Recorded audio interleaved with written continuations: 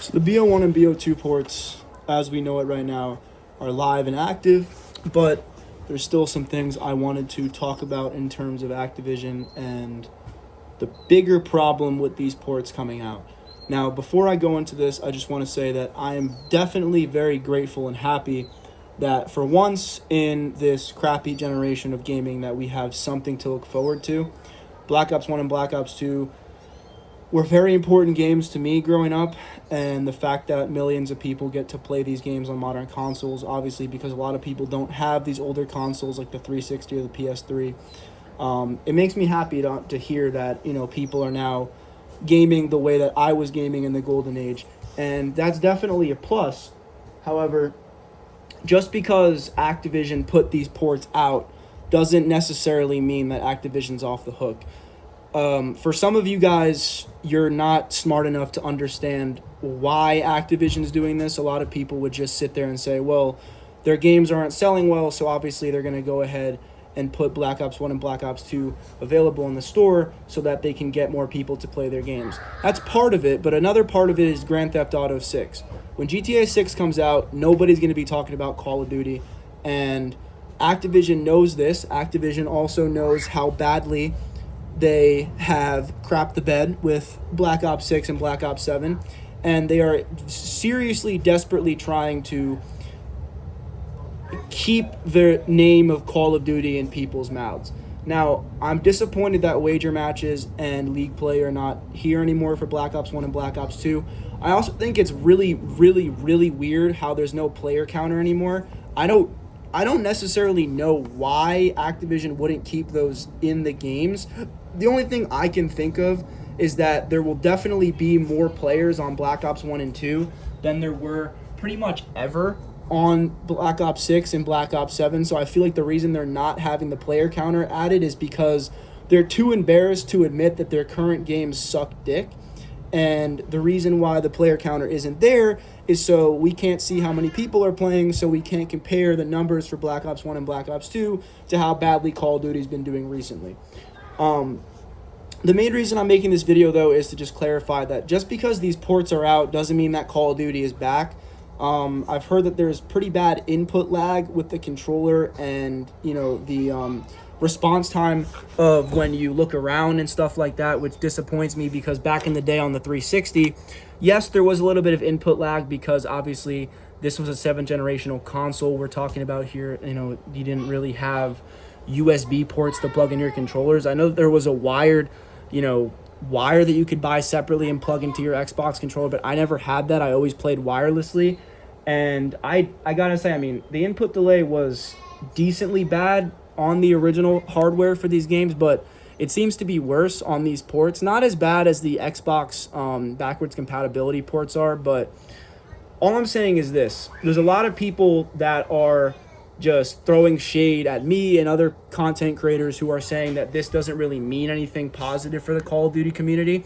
The reason why we say these things is because these games are games that are still playable, and these games are pretty much over a decade old. So it's like we're not receiving anything new, and the company Activision that's making these games is trying to act like this is a big new thing. And that's my issue, is because these aren't new. They're not original. And they're basically just taking something that they already made and putting it back out and recharging us for it, which out of principle is just wrong. Now, I've also gotten comments on my clips saying that I'm the problem. First and foremost, I am not the problem. I'm not somebody who sees a trailer and immediately wants to buy a game. I either wait for reviews to come out, or if it's a game that I know of, like, for example, Wolverine's Insomniac game, I know that game's going to be good because the Spider-Man games were absolutely peak. A lot of people have been commenting that I'm the problem because on my Black Ops 2 gameplay clips, they think that I'm playing on PS5. I strictly play Black Ops 2 on my Xbox 360 because in my head, that's the only right way to play Call of Duty. And yes, there are hackers sometimes, there are aimbotters sometimes, but I don't let that get to me. Whenever someone hacks in a lobby, I literally just re-queue and get into a new lobby, and I end up being fine. At the end of the day, guys, there's so many different options for gaming nowadays that it really doesn't matter what you play on. as long as you enjoy the hardware that you're using. The main reason I don't use my PS5 is because most PlayStation games these days are digital, and even when you buy a physical copy of the game, you don't actually own the physical game, you just own the license for it. On top of that, most of the games available on PS5, I would say, are just remasters and revamped games that have already come out on consoles like the Xbox 360 and PS2. And personally, I would just rather play those games on their original hardware to get the most original experience possible. At this point in 2026, as a gamer, you have options, and I just think it's stupid to blame or pin a gamer as a bad person or as an idiot because they choose to do something that maybe isn't what everyone else is doing. God forbid somebody wants to do something original. God forbid I want to play Call of Duty on its original hardware.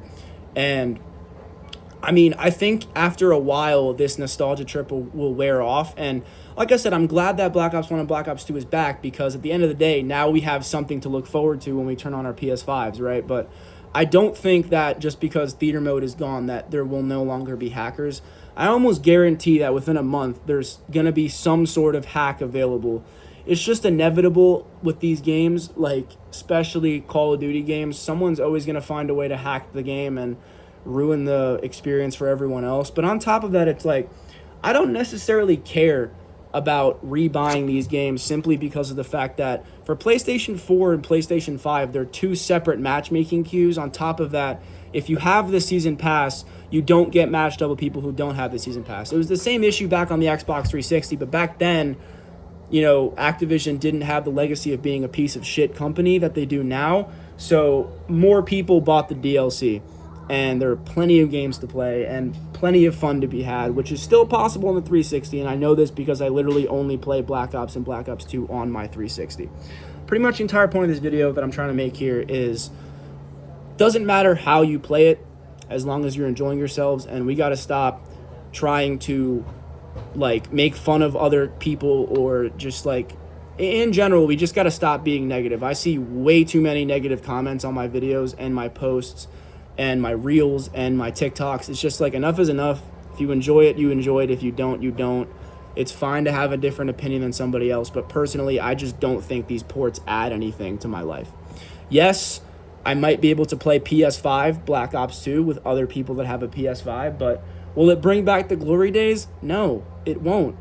And that's what I'm trying to say here is like, yeah, it's cool, but at the end of the day, it just kind of shows how desperate people are for something, for anything. Like, you guys flock like fucking birds when there's, you know, seeds on the ground for a 13 and 16-year-old game that literally has key features of both games missing, and you guys are like eating it up.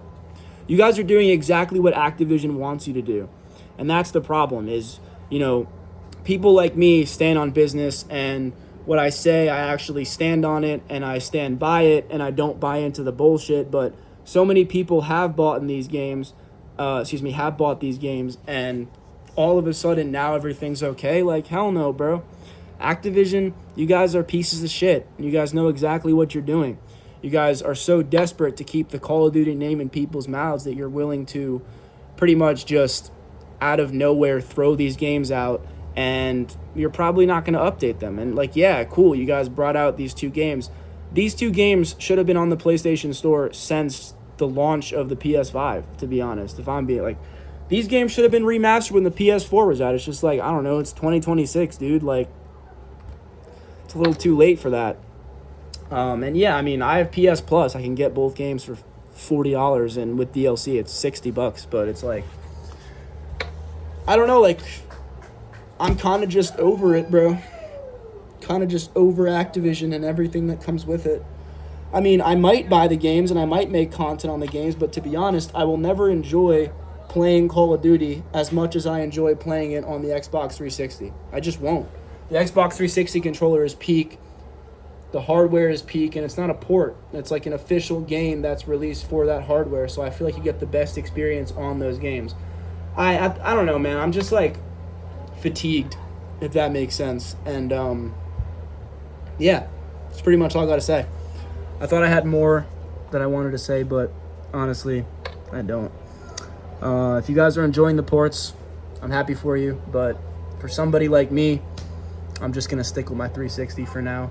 because I don't know. Not only is it because I can't justify rebuying a game that I already have, but on top of that, it's like the Call of Duty community is just so toxic. And at this point on Black Ops and Black Ops 2, I doubt everyone is going to be playing the same way that they used to. I'm pretty sure everyone is just using meta classes and stuff like that. And on top of that, I've been hearing things about matchmaking being fucked up. And on top of that, I've been hearing stuff about input delay and input lag. It's just like, that to me just doesn't make me want to play those games. So, I don't know, man. I really have nothing else to say. Let me know your thoughts in the comments below. I'll catch y'all tomorrow. Peace.